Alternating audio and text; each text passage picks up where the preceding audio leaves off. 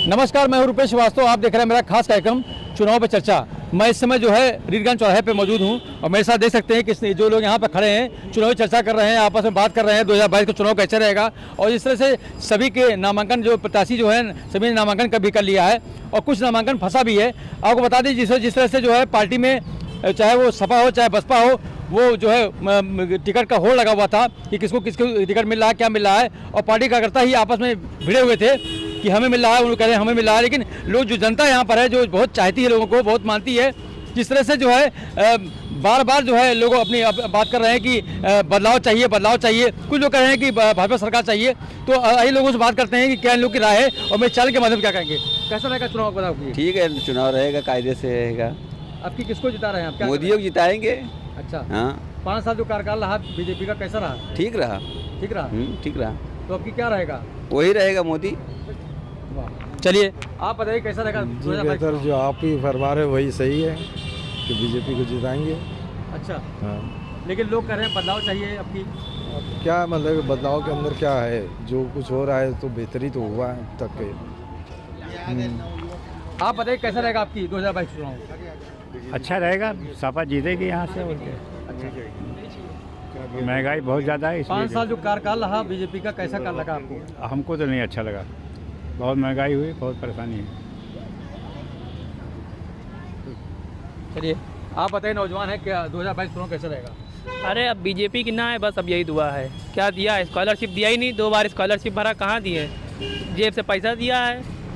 काम करना पड़ गया, मैं मेडिकल पे एक महीना काम किया, तब जाके कॉलेज की फीस दिया है। अब क्या करेंगे बताइए? ना स्कॉलरशिप दे रहे हैं, ना रोज़गार दे रहे हैं, जॉब अब नहीं निकल रही है, क्या करें इस खाल में? सरकार किसकी होगी? अब की सरकार जो है राहुल गांधी की चलेगी, वो क्या नाम है, अखिलेश यादव की।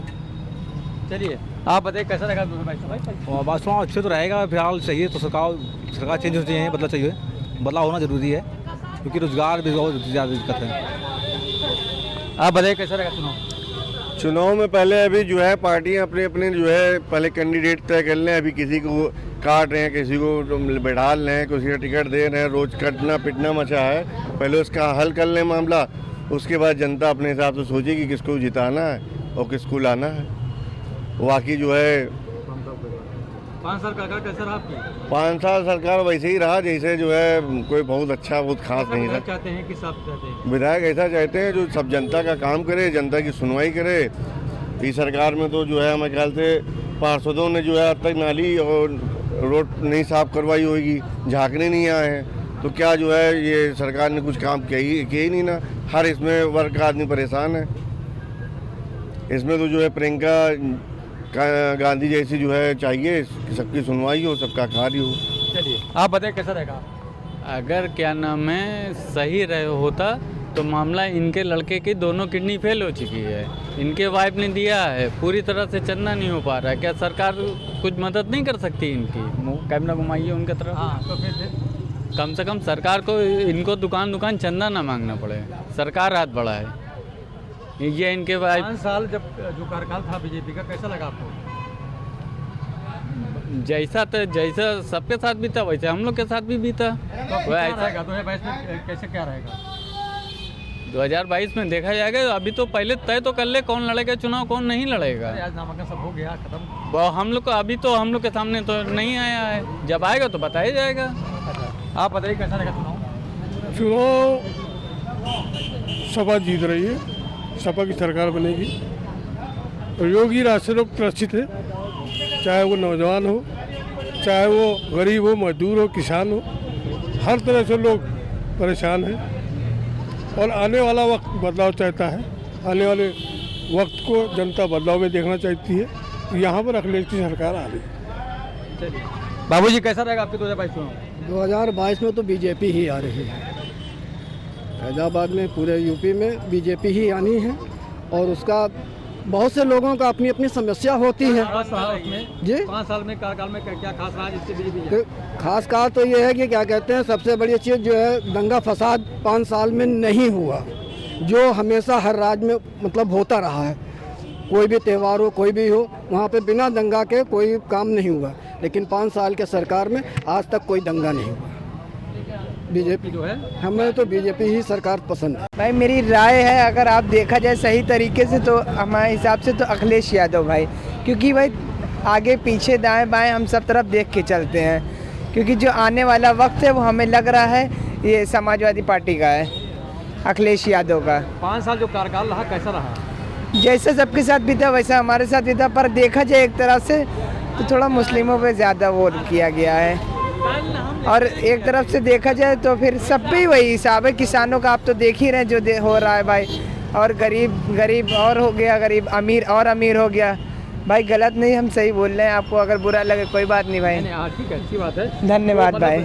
तो मतलब चाहते क्या आप अब की बार चाहते हैं जो बराबर से जो लिमिट को तौला जाता है उस हिसाब से आना चाहिए सरकार, जो एक नज़र से लोगों को देखती है, वो वाली सरकार सबको अच्छी लगती है। 2022 के चुनाव में माननीय मुलायम सिंह के सुपुत्र जी अखिलेश यादव फुल बहुमत से आ रहे हैं, इसको कोई रोक नहीं सकता है। और गरीब से गरीब जनता और बड़े से बड़े लोग, व्यापारी से लेकर ज़मीन तक के लोग इस सरकार से त्राय कर रहे हैं। साथियों, इस प्रदेश में जितना अखिलेश यादव ने किया था उसका एक रोआ भी इस सरकार ने नहीं किया है। साथियों, आज भी इस प्रदेश में आने वाली पीढ़ी तक उसके खानदान ने भी इतना अच्छा काम नहीं किया जितना अखिलेश ने किया है। तो सुना आपने, जिस तरह लोग का कहना है कि कुछ लोगों का कहना है कि बदलाव चाहिए, कुछ लोगों का कहना है कि अब की जो है अखिलेश सरकार चाहिए। लेकिन आने वाली 27 फरवरी को जो वोटिंग होनी है उस पर कितने ये खरे उतरेंगे आने वाला समय बताएगा। Rupesh Srivastava, city bulletin, Ayodhya. बीकापुर कोतवाली क्षेत्र के एक गांव में 2 दिन से लापता किशोरी का शव कुएं में मिला है। पूरा मामला कोतवाली क्षेत्र के लक्ष्मणपुर ग्रंट के मजरे भीतर गांव का है। एक 14 वर्षीय किशोरी की संदिग्ध परिस्थितियों में लापता होने के बाद परिवारजनों ने जब तलाश शुरू किया तो गांव के बाहर करीब 500 मीटर की दूरी पर एक कुएं के समीप उसका स्वेटर और चप्पल दिखा, जिसकी सूचना कोतवाली पुलिस को दी गई। सूचना मिलने पर पुलिस पहुंची और ग्रामीणों की मदद से कुएं में तलाश करके किशोरी के शव को बाहर निकाल गया। शव को कब्जे में लेकर पुलिस ने पंचनामा और अन्य विधिक कार्रवाई करने के बाद पोस्टमार्टम के लिए भेज दिया। बीकापुर के सीओ सत्येंद्र भूषण तिवारी के मुताबिक मृतका के शव को कब्जे में लेकर पोस्टमार्टम के लिए भेजा गया है। अभी तक कोई तहरीर नहीं मिली है। पोस्टमार्टम रिपोर्ट आने के बाद स्थिति साफ हो जाएगी। एक सूचना प्राप्त हुई कि चौकी क्षेत्र के ही लक्ष्मणपुर ग्रंट ग्राम पंचायत का एक मजरा भीतर गांव है, वहां पर एक व्यक्ति द्वारा सूचना दी गई कि उसके परिवार की एक लड़की जिसकी उम्र करीब 14 वर्ष थी वो घर पर नहीं मिल रही है, और गांव के बाहर करीब 500 मीटर दूर एक कुएं के पास उसका चप्पल और स्वेटर ये रखा हुआ है। पुलिस मौके पर पहुंची। जानकारी में बात सामने आई कि उसकी मां और भाई वो एक दिन पूर्व कहीं निमंत्रण पर गए हुए थे, और जब 7 तारीख को सुबह वो लौटे तो घर पर बालिका नहीं मिली। उन्होंने तलाश शुरू की, और जब कुएं के पास उनको चप्पल और स्वेटर दिखा तो इसकी सूचना उन्होंने पुलिस को दी। पुलिस ने गांव और स्थानीय लोगों की मदद से कुएं में से तलाश कराया। वहां से बालिका का शव प्राप्त हुआ। उसको पुलिस ने कब्जे में लिया, पंचनामा करके पोस्टमार्टम की कार्रवाई के लिए भिजवा दिया है। परिजनों द्वारा इस संबंध में अन्य किसी भी प्रकार की आशंका व्यक्त नहीं की गई है। उनकी सूचना पर पोस्टमार्टम के लिए भिजवाया गया है। जो भी तथ्य पोस्टमार्टम रिपोर्ट के आधार पर या अन्य तथ्य से प्राप्त होंगे उनके आधार पर अग्रिम विधि। भाजपा के प्रदेश कार्य समिति के सदस्य रहे रामनिहाल निषाद ने अपने समर्थकों के साथ आज समाजवादी पार्टी का दामन थाम लिया। जिलाध्यक्ष गंगा सिंह यादव और गोसाईगंज से सपा प्रत्याशी अभय सिंह ने समाजवादी पार्टी कार्यालय पर पार्टी की उन्हें सदस्यता दिलाई। रामनिहाल निषाद ने भाजपा पर आरोप लगाते हुए कहा कि भाजपा में पिछड़े एवं दलितों का शोषण होता है। भाजपा के सहयोगी दल निषाद पार्टी पर भी उन्होंने अपनी भड़ास निकाली। बता दें कि पार्टी कार्यालय में आज अभय सिंह के द्वारा पार्टी में आए भाजपा प्रदेश कार्य समिति के सदस्य रामनिहाल निषाद और उनके समर्थकों को पार्टी की सदस्यता उन्होंने ग्रहण कराई। पार्टी से उनके दलित और पिछड़े नेताओं ने इस्तीफा दिया और सब जान गए हैं, सबकी आंखें खुल गई हैं कि मजदूरों और किसानों के लिए, दलितों और पिछड़ों के लिए, शोषित वंचित समाज के लिए अगर कोई लड़ रहा है तो हमारे नेता अखिलेश यादव लड़ रहे हैं, समाजवादी पार्टी लड़ रही है। इसलिए समाजवादी पार्टी के समर्थन में, माननीय अखिलेश यादव जी के समर्थन में सब लोग समाजवादी पार्टी में शामिल हुए हैं। आदरणीय राम निहाल निषाद जी जो Bharatiya Janata party main body के प्रदेश कार्य समिति के मेंबर, वो हमारे साथ आए, हम लोग मजबूती मिली है। भाई उमाशंकर यादव जी और श्री राहित पटेल जी आए हैं, ये गुरु प्रसाद निषाद जी नहीं, ये दोनों जिला पंचायत सदस्य हैं, पूर्व जिला पंचायत सदस्य रहे जो हमारी पार्टी में शामिल हुए। गुरु प्रसाद निषाद जी बहुत शानदार नेता हैं। विधानसभा चुनाव 2022 के लिए नामांकन की प्रक्रिया आज पूरी हो गई। जिलाधिकारी ने स्वयं मॉनिटरिंग की और व्यवस्थाओं को देखा। बता दें कि नामांकन प्रक्रिया 3 बजे तक चली और उसके बाद जो भी प्रत्याशी आए उनको 3 बजे के पहले ही अंदर कर लिया गया। जिलाधिकारी नीतीश कुमार ने बताया कि सब कुछ सकुशल संपन्न हुआ और कल स्क्रूटनी होगी और उसके बाद 11 तारीख को नाम वापसी की प्रक्रिया है और जो प्रोटोकॉल था उसका अनुपालन किया गया है और सभी मजिस्ट्रेट हमारे लगे हुए थे। हर एक नामांकन जो हमारे विधानसभा क्षेत्र हैं उसमें लगे हुए थे और सब लोगों ने बेहतर तरीके से रहा। आप देख सकते हैं कि सब व्यवस्था एकदम शांति व्यवस्था है और जो लोग 3 बजे तक आए थे सबको अंदर कर लिया गया है और उनके नॉमिनेशंस लिए जा रहे हैं। कल हमारा स्क्रूटनी है और उसके बाद फिर 9 तारीख को स्क्रूटनी है, फिर 11 को नाम वापसी है। तत्पश्चात फाइनल आएगा कि कौन लोग चुनाव लड़ रहे हैं। तो पूरी पारदर्शिता और निष्पक्षता के साथ चुनाव प्रक्रिया संपन्न कराई जाएगी और मैं लोगों से कहूँगा कि जो हमारे मतदाता पूरे निष्पक्ष और निडर तरीके से आएँ और मतदान करें और अयोध्या को एक अद्भुत अयोध्या के रूप में बनाएं और एक 100% मतदान के लिए प्रयास हम लोग कर सकते हैं। और आपके माध्यम से सभी मीडिया, इलेक्ट्रॉनिक और प्रिंट मीडिया के माध्यम से हम लोग अपील करना चाहते हैं कि मतदाता अपने लोकतांत्रिक अधिकारों का प्रयोग करें, अपने कर्तव्यों का निर्वहन करते हुए 100% मतदान की ओर हम लोग बढ़ें। जिले में आज बसपा और सपा दोनों ही पार्टियों में उठापटक का दौर रहा। दिन भर लोगों की प्रत्याशी बदले जाने पर नजर रही। रुदौली विधानसभा से बसपा के चौधरी सहरियार और अब्बास अली जैदी उर्फ रुश्दी मियां के नामांकन के मामले में पार्टी ने क्लेरिफिकेशन जारी कर दिया। चौधरी सहरियार का अब पर्चा खारिज होगा। चौधरी सहरियार को नोटिस भी जारी हो गई। अब्बास अली जैदी उर्फ रुश्दी मियां बसपा के अधिकृत प्रत्याशी के रूप में आज नामांकन करने पहुंचे और उन्होंने 2 सेटों में अपना पर्चा दाखिल किया। कल तक सपा के सिपाही रहे अब्बास अली जैदी ने टिकट कटने के बाद बगावत ही कर दी। उन्होंने बहुजन समाज पार्टी का दामन थाम लिया और रुदौली में अब सपा जहां 2 धड़े में बटी नजर आ रही थी उसका भी यहां पर तस्वीर साफ हो गई। अब त्रिकोणीय मुकाबला होगा, यानी रुश्दी मियां बसपा से ताल ठोकते नजर आएंगे। कुल मिलाकर के चौधरी सहरियार ने क्या कहा, सुनिए आप। प्राथमिकता सबसे पहले मेरी रुदौली में आपसी सौहार्द कायम रखने की, क्षेत्र के विकास की बुनियादी समस्याएं जैसे स्वास्थ्य, शिक्षा, सड़क इत्यादि की प्राथमिकता मेरी रहेगी। क्या नाम है? चौधरी शहरियार।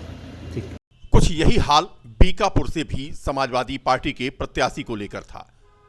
पहले आनंद सेन यादव और उनका टिकट होल्ड होना और उसके बाद मंगलवार की सुबह बलराम मौर्य का टिकट होना।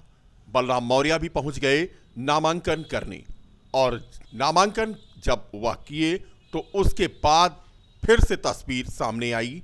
सपा ने नोटिफिकेशन जारी किया और हाजी फिरोज खान गब्बर को अपना प्रत्याशी बनाते हुए समाजवादी पार्टी ने उनके नाम की अधिकृत घोषणा कर दी। अब बलराम मौर्य का पर्चा खारिज होगा और गब्बर होंगे बीकापुर से प्रत्याशी। मुद्दा जो अखिलेश यादव जी का जो मुद्दा है वही हमारा मुद्दा है। चलो पूछो। कमर जी, किस तरीके से जनता का समर्थन आपके साथ है? क्या कहना चाहिए, जनता का समर्थन कितना आपको है? पूरे प्रदेश की जनता का समर्थन माननीय अखिलेश यादव जी के साथ है। फिलहाल बीकापुर से अब सपा की राह आसान नहीं होगी। सपा के कद्दावर नेता राघवेंद्र सिंह अनूप ने बगावत कर दिया और आज उन्होंने निर्दलीय नामांकन किया। बीकापुर विधानसभा क्षेत्र से नामांकन करने के बाद उन्होंने सपा के आगे मुश्किलें खड़ी कर दी। अनूप सिंह ने आज कहा कि सपा में कार्यकर्ताओं का सम्मान नहीं। सपा से टिकट न मिलने पर बागी हो गए अनूप सिंह और उन्होंने अपना पर्चा भरा। जाहिर सी बात है कि अब समाजवादी पार्टी के लिए बीकापुर में जीत आसान नहीं होगी। हमने नामांकन किया है। बीकापुर क्षेत्र की सम्मानित जनता का जो निर्णय था कि हम चुनाव लड़ें, इसलिए आज हमने नामांकन किया। क्षेत्र में हम नौजवानों का सम्मान और अपने क्षेत्र के सभी किसानों का, नौजवानों का सम्मान के लिए हम मैदान में हैं और उनकी इज्जत और सम्मान के लिए उठाव की स्थिति खड़ा है। जो पार्टी को दलीय के रूप में, प्रत्याशी के रूप में पर्चा दाखिल किया है और जनता के बीच में जाएंगे। उनका जो निर्णय होगा उसको हम स्वीकार करेंगे। जनता ने हमें जब चुन के विधानसभा भेजेगी तो हम उनके विकास के लिए सारा काम करेंगे, चाहे रोड की बात हो, बिजली की बात हो, सड़क की बात हो। उनके इज्जत सम्मान, उनके सारी सुविधाओं को देखते हुए हम अपने नौजवानों का विकास सम्मान के लिए, अपनी क्षेत्र की जनता के लिए काम करेंगे। क्या अपील करेंगे वहाँ के मतदाताओं से? वहाँ के मतदाताओं से यही हमारी अपील है कि हमारा सहयोग करें, साथ दें। और एक कार्यकर्ता जो एक पार्टी में 20-25 साल से संघर्ष किया, मेहनत किया, इस तरीके से जो उसके साथ अन्याय अत्याचार किया गया और पार्टी से उसको किनारे देर से ही सही, लेकिन रुदौली में समाजवादी पार्टी की तस्वीर साफ हुई और यहां से आनंद सेन यादव को टिकट मिला। आज आनंद सेन यादव ने अपना नामांकन पत्र दाखिल किया। बता दें कि पहले रुश्दी मियां को टिकट दिया गया था, लेकिन उसके बाद उनका टिकट होल्ड किया गया और बाद में खबर आई कि आनंद सेन यादव होंगे समाजवादी पार्टी से प्रत्याशी रुदौली विधानसभा के। आज आनंद सेन यादव कलेक्ट्रेट पहुंचे, जहां पर उन्होंने अपना नामांकन पत्र दाखिल किया। 276 गोसाईगंज विधानसभा सीट से विकासशील इंसान पार्टी के उम्मीदवार वेद प्रकाश निषाद और बीकापुर विधानसभा के उम्मीदवार अरविंद मिश्रा ने आज नामांकन किया। जिला कार्यकारिणी के सभी सदस्य नामांकन के दौरान मौजूद थे।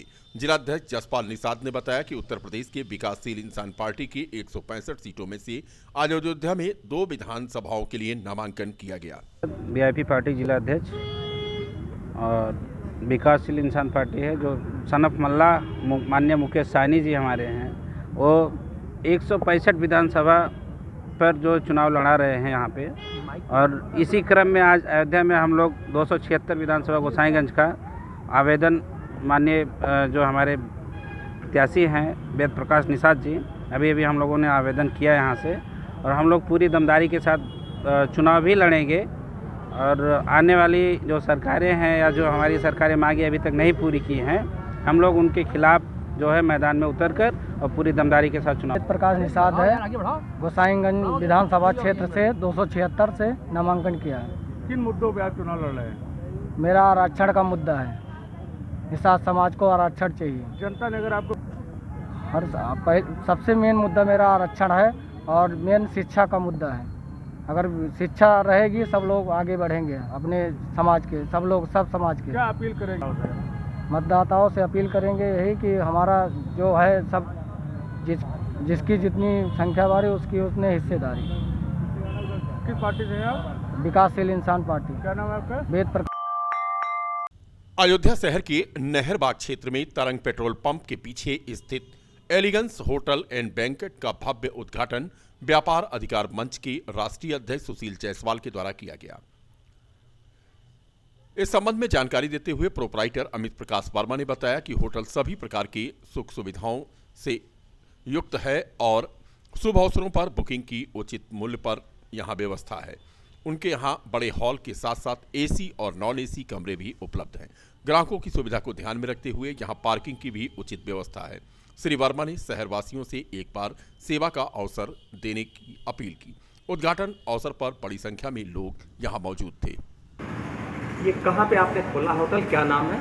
उद्घाटन? ये मेरा hotel elegance hotel and banquet के नाम से आज इसका उद्घाटन किया गया है और ये नहरबाग पेट्रोल टंकी के जस्ट पीछे है, जिसमें 2 हॉल है, एक 3200 स्क्वायर फीट का है और एक छोटा हॉल है और 11 कमरे की सुविधा दी गई है विद फर्निश्ड सारे रूम हैं इसमें और नीचे पार्किंग की भी व्यवस्था है और किचन की भी अच्छी सुविधा दिया गया है। कोविड संबंधित क्या व्यवस्था की गई? कोविड संबंधित हमारे यहाँ सभी सरकार के द्वारा दी गए हुए आदेशों का पालन हो रहा है और हर दूसरी बुकिंग पे हम अपने यहाँ मशीन पहले से ख़रीद के रखे हैं, जिसके द्वारा पूरा हम अपना होटल सैनिटाइज करते हैं, उसके बाद ही किसी दूसरे को हम बुकिंग में देंगे।